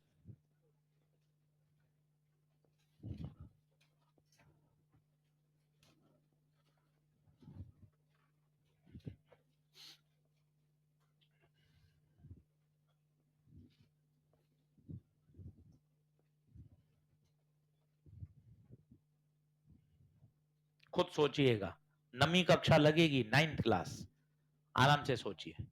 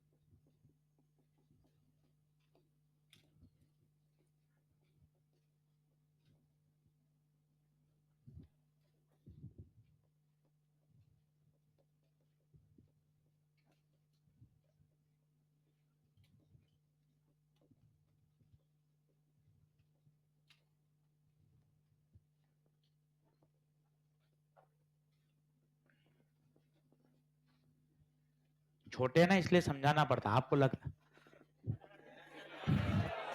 मैं तोप हूं, 5वां साल चल रहा है मेरा, मुझे सब पता है, ऐसा कुछ भी नहीं। आपको रोज सिखाना पड़ता है, जैसे हमारे घर के छोटे बच्चे हैं वैसे ही आप हैं, तो आपको रोज डायरेक्शन देनी पड़ती है। देख भाई, आज चैप्टर 11 पूरा हो गया है, तो परेशान मत हो, परेशान होके सोचता रहेगा क्या करना है, रिवीजन करूं ये करूं, कुछ नहीं। एक सीधी डायरेक्शन सेट कर, 11 सर ने पूरा करा दिया है, आधा घंटे 45 मिनट मुझे क्लास नोट्स पढ़ने हैं, फिर उसके शॉर्ट नोट्स बनाने हैं, बढ़िया शॉर्ट नोट्स आ जाएं, क्योंकि आज 8 लेक्चर हैं, इनके तगड़े शॉर्ट नोट्स बन जाएं। फिर मुझे एनसीईआरटी पूरी करनी है, सॉल्व अनसॉल्व, इसके सारे सॉल्यूशन टेलीग्राम पर हैंड रिटन है, किसी सवाल में फंसे वहां से रेफर कर, परेशान होकर इधर उधर भागने की जरूरत नहीं है। फिर चैलेंज 1 और 2 का भी होमवर्क है जिसमें 45 सवाल है। ईएलपी नंबर 3 आज पूरी मैटर वेव्स की आप सॉल्व कर सकते हो, ये भी पूरी 100% यूट्यूब पर इसका एक एक सवाल सॉल्यूशन अवेलेबल है। सिर्फ इसलिए कर रहे हैं आपको परेशानी ना हो, अंतिम समय आप पजल ना हो, सर मेरे ये सवाल इतने अटके पड़े हैं, सर मैं कहां जाऊं, सर कहां किससे पूछूं। इसलिए हम चाहते हैं पजल ना हो, इसलिए हम भी इतनी मेहनत कर रहे हैं। आपके पास इतने चैनल हैं, इतने रिसोर्सेज हैं, कहीं इतना सिस्टमेटिक अरेंज ही नहीं है। हम सिस्टमेटिक अरेंज कर रहे हैं, धीरे धीरे एग्जाम्पलर के सॉल्यूशन बना रहे हैं। यार बच्चों के लिए जीवन आसान हो, बच्चा परेशान ना हो। एनसीईआरटी सर देखो पूरा अवेलेबल है, sir resources, short note sir available हैं, सर पूरा पूरा ईएलपी का सॉल्यूशन अवेलेबल है। कंफर्ट जोन में रहेंगे, पढ़ते रहेंगे, चीजें तरीके से तैयार होंगी, अपना आंक बढ़ता जाएगा। नहीं तो अपन परेशान होते हैं, सर पढ़ तो मैं लेता हूं पर सर इतने डाउट आते हैं, परेशान होता जाता हूं। वैसे ही सॉल्यूशन मिल जाए मस्त, मजा आ जाता है। तो सीधी बात है, मेहनत करेंगे, अपडेट होते रहिए। अब प्रश्न कितना अच्छा कह रहा है, आप देखो 9 क्लास लगानी है, किसी को क्लिक किया क्या लगाना है, वो पूछ रहा है डी ब्रोगली वेवलेंथ। तो ये आपको ले गया, अच्छा चैप्टर मॉडर्न फिजिक्स का है, तो आपने सोचा अच्छा modern physics, modern family, lambda family, H upon M V. यार वी कहां से लाऊं, अब वी में क्या क्या दिया, एक्सिलरेशन दे दिया, रेस्ट दे दिया, दूरी दे दी। तो तीसरी इक्वेशन वी स्क्वायर बराबर यू स्क्वायर प्लस 2s। नमी कक्षा, इक्वेशन ऑफ मोशन तीसरी, वी स्क्वायर बराबर you square plus 2s। Rest है u 0, a दूरी s। तो बताओ v कितना आ गया, under root of 2a s। v आ गया, v को रख दीजिए। बताइए कौन सा आंसर, कौन सा आंसर, सेकंड। बताइए क्या मैटर वेव प्लस मैकेनिक्स के 3 प्रश्न समझ में आए। थोड़ा सा चैप्टर को और आगे बढ़ाते हैं, लिखिए, लाइन चेंज करिए।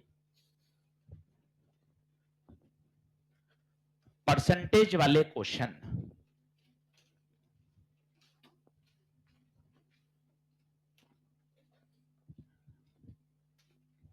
परसेंटेज वाले क्वेश्चन।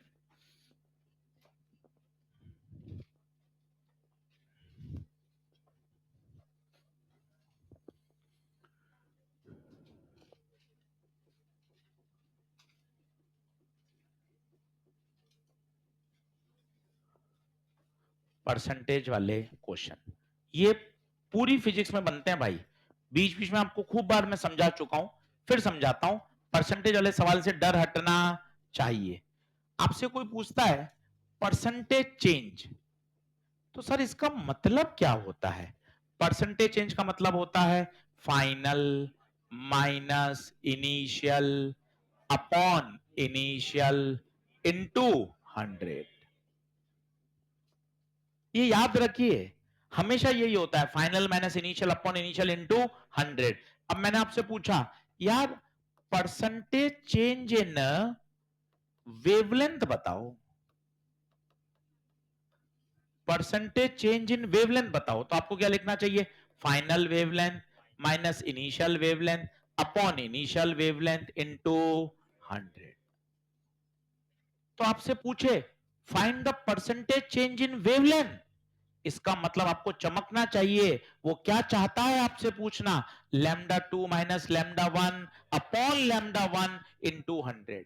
कई लोग इसको अलग अलग कर देते हैं, लैम्डा 1 को अलग अलग कर दीजिए, तो lambda 2 by lambda 1, lambda 1 by lambda 1 into 100। बोले तो lambda 2 by lambda 1 minus one minus one into 100। दोनों बातें एक ही हैं। तो पहले परसेंटेज चेंज की आपको फील आनी चाहिए। फिर दो वैरायटी के सवाल बनते हैं, एक होता है 5% से ज्यादा, एक होता है 5% से कम। तो पहले पढ़ते हैं 5% से ज्यादा। 5% से ज्यादा वाले में सबसे अच्छा तरीका है, इनिशियल को क्या मान लो, 100। सबसे बढ़िया तरीका है, हर जगह इसी वैरायटी से करिए। इनिशियल को क्या मान लो, 100। मैं आपको कहूं 36% डिक्रीज कर दिया, तो पता है आपको क्या बोलना चाहिए, sir final amount will be 100 minus 36, 64। मैं आपको कहूं 16 गुना कर दिया, तो आपको बोलना चाहिए फाइनल कितना हो गया, 100 इंटू 16 गुना टाइम्स 1600। मैं आपको कह दूं 25 125% बढ़ा दिया, 125% बढ़ा दिया, तो आपको बोलना आना चाहिए गुप्ता सर 100 तो था ही, 125 बढ़ा दिया, बोले तो 225 हो गया।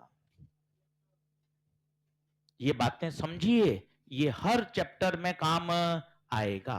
तो पहली वैरायटी हम अभी कवर करेंगे 5% से ज्यादा। पहले आप इसको नोट कर लीजिए, फिर अपन इस पे 2-3 सवाल करके मैं आपको दिखाता हूं।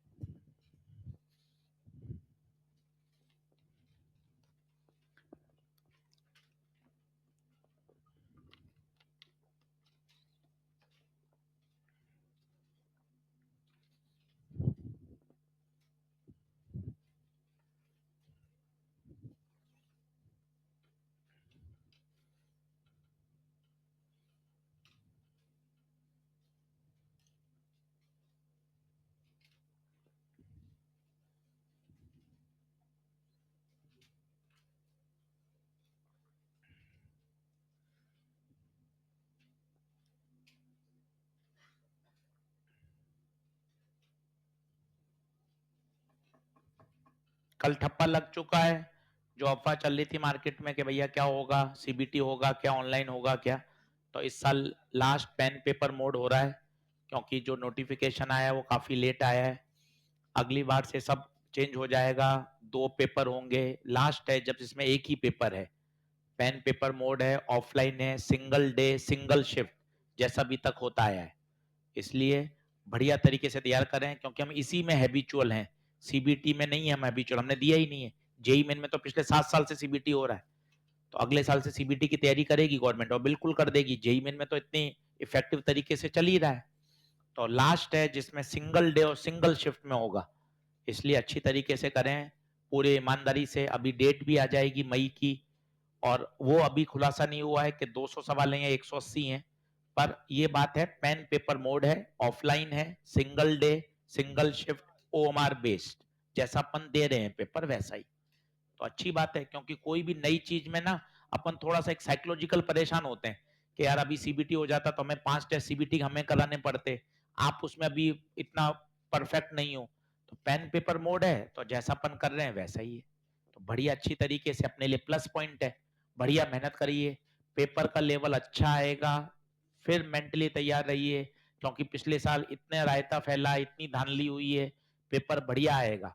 बढ़िया का मतलब सिर्फ इतना सा होता है, मॉडरेट प्रश्नों की संख्या बढ़ जाती है, मॉडरेट मान लो 4-5 आते हैं, अब मॉडरेट 8-9 आएंगे, पर पेपर 100% एनसीईआरटी फोकस रहेगा।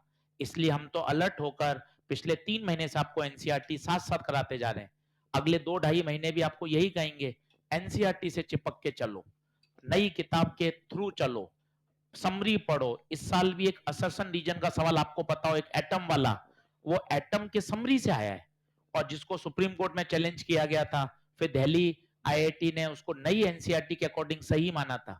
एक एटम का सवाल है, वो समरी के पॉइंट्स में दिया हुआ है, आप चेक करना 2024 का।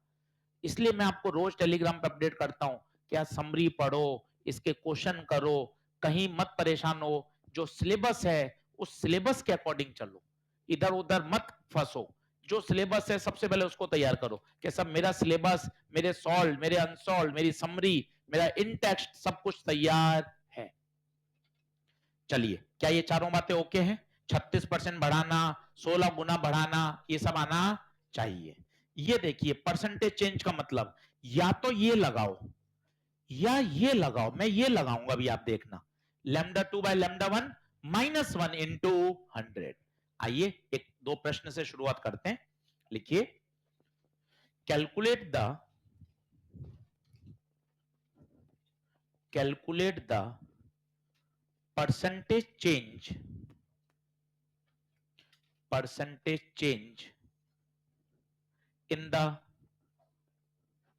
Calculate the percentage change in the de Broglie wavelength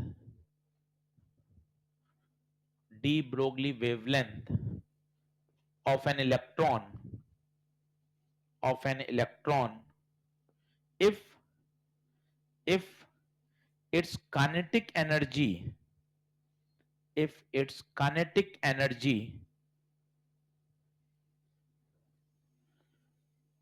decreased by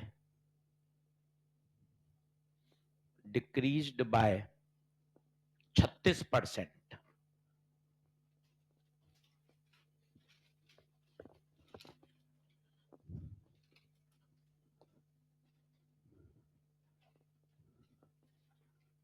अब पहला अटेम्प्ट, क्या सवाल 5% से ज्यादा है? देखना है, अप्रोच समझो। आप तो तुरंत पेन उठा के चालू कर देते हो सॉल्व करना। 5% से ज्यादा है। दूसरा, सवाल में काइनेटिक एनर्जी की खुशबू आ रही है।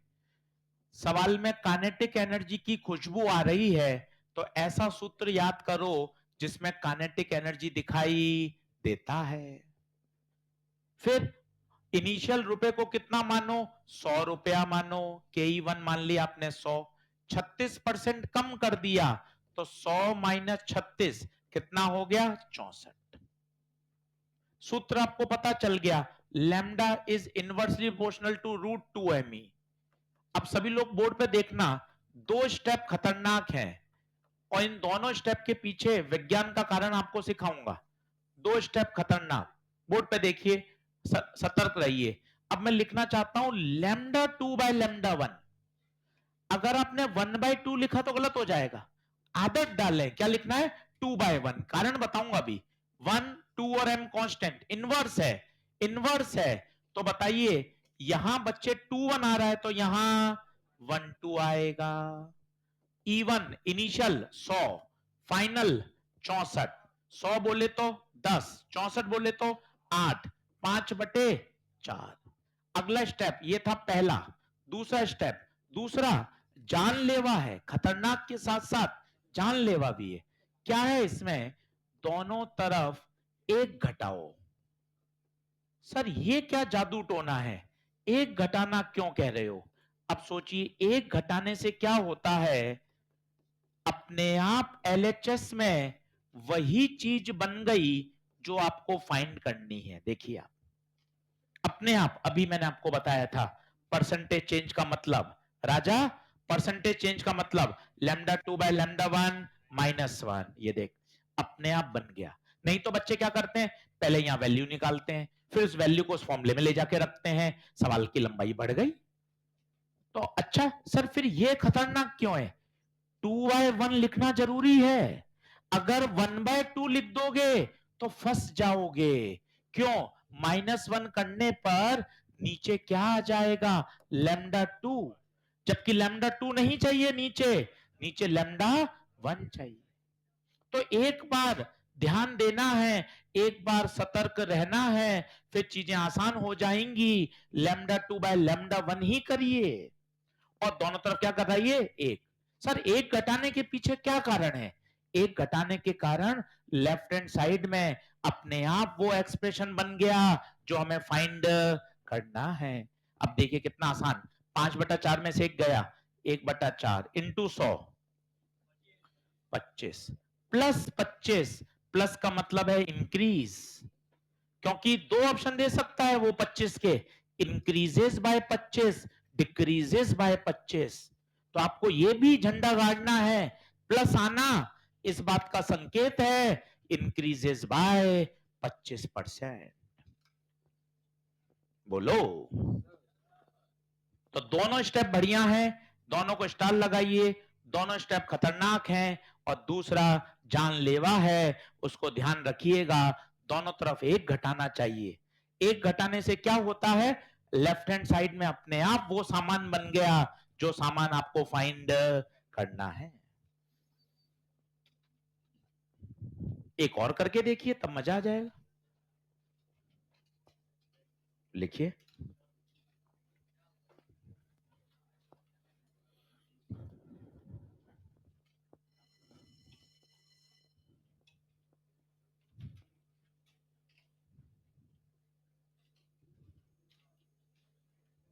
संडे है परसों,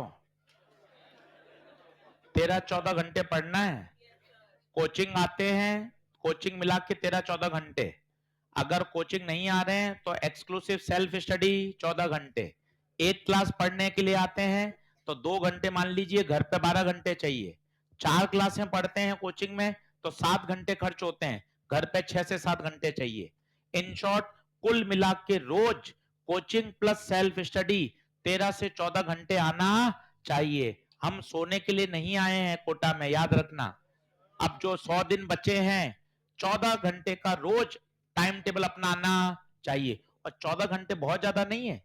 आपने 10 घंटे में 7 घंटे सोना, 2 से 3 घंटे डेली एक्टिविटी, 10 घंटे में अपना काम हो रहा है। 14 घंटे पर्याप्त है। कोचिंग मिलाकर 14 घंटे कुल जोड़ आनी चाहिए। ईमानदारी रखिए, कोई चेक नहीं कर रहा है, पढ़ेंगे तभी काम होगा। नीट में रिवीजन बहुत मायने रखता है, सिलेबस बहुत वास्ट है, रिवीजन मायने रखता है। रिवीजन के लिए शॉर्ट नोट्स मायने रखते हैं। तगड़े शॉर्ट नोट्स बनाएंगे जितना बहुत शानदार रिवीजन होगा। मैं खुद मॉडर्न फिजिक्स का भी बना रहा हूं। आप चैप्टर खत्म होते मैं भी कल परसों आपको एक एक हिस्सा बताऊंगा। फोटोन थ्योरी के बन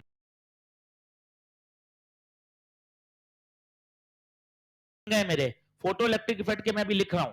पूरे बनते में आपको दिखाऊंगा कि यार किस तरह से बनाने आपको चाहिए। लिखिए अगला सवाल। कैलकुलेट द, वो कह रहा है मास्टर ज्यादा मेहनत करता है हमसे। भाई करनी पड़ती है, आगे बढ़ना है, इसलिए जरूरी है, इसलिए इतना एफर्ट लगाते हैं। और बच्चे को बढ़िया लगता है यार, टीचर हमसे ज्यादा मेहनत कर रहा है तो हमें भी थोड़ी बहुत तो कर लेनी चाहिए। ये तो रोज हर साल ही अलग चीज कर रहे हैं, हमें भी करनी चाहिए मेहनत यार, तभी काम होगा।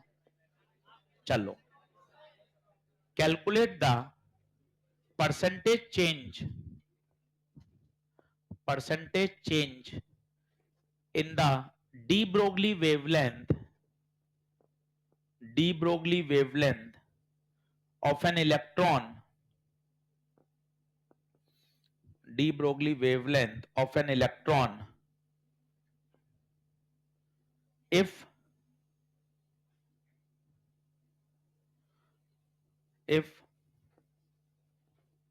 kinetic energy of the electron is made 16 times, 16 Guna of its initial value.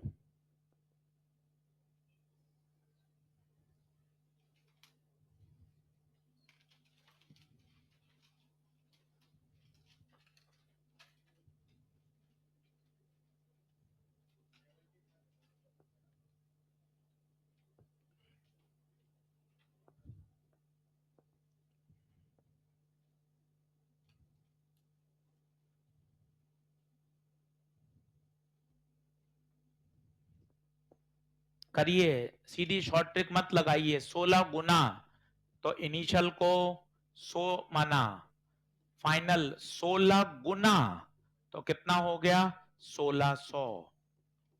ठीक है, फिर लैम्डा का सूत्र h upon under root 2m e, h2m, तो lambda is proportional to root e. अब ध्यान दीजिए, पहला स्टेप जबरदस्त, क्या लिखना है, आदत होगी 2/1 या 1/2? 2/1। वैज्ञानिक कारण समझ में आया क्यों 2/1 लिखेंगे? क्योंकि परसेंटेज चेंज में नीचे इनिशियल चाहिए। 2/1 5 बार दिक्कत देगा, फिर कंफर्टेबल हो जाओगे। बराबर E1 बाय E2। E1 बोले तो इनिशियल 100, E2 बोले तो फाइनल 1600। 1/16 बोले तो 1/4। स्टेप नंबर 2 जो कि थोड़ा सा जानलेवा है, आपको पता होना चाहिए, दोनों तरफ क्या घटाइए 1। 5 बार दिक्कत देगा, फिर आप अभ्यस्त हो जाओगे कि अच्छा हाँ ऐसे करते हैं। दोनों तरफ 1 घटाने पर, 1 घटाने से LHS में वही सामान बन जाता है जो हमें फाइंड करना है। दोनों तरफ 1 घटा दीजिए और 100 से गुणा कर दीजिए। LHS में परसेंटेज चेंज अपने आप बन गया आपको परेशान ही नहीं होना। -3/4 इंटू 100, बच्चे -75 आ रहा है। माइनस का मतलब डिक्रीज बाय 75%। हो सकता है ऑप्शन में माइनस ना हो, तो शब्दों में जाना पड़ेगा, डिक्रीज बाय 75%। बोलिए, बात क्लियर है? तो अगले लेक्चर में मैटर वेव की और क्वेश्चन कराऊंगा। चैप्टर नंबर 11 पूरा हो गया है। एनसीईआरटी आप पूरी तैयार कर लीजिए। संडे भी है, अगली क्लास मंडे को आएगी। मैटर वेव के एक दिन न्यूमेरिकल और करेंगे और उसी दिन शुरू करेंगे एटॉमिक स्ट्रक्चर। बहुत आसान टॉपिक है, फिजिकल केमिस्ट्री वाला ही है। चलिए, सभी लोगों का बहुत बहुत धन्यवाद।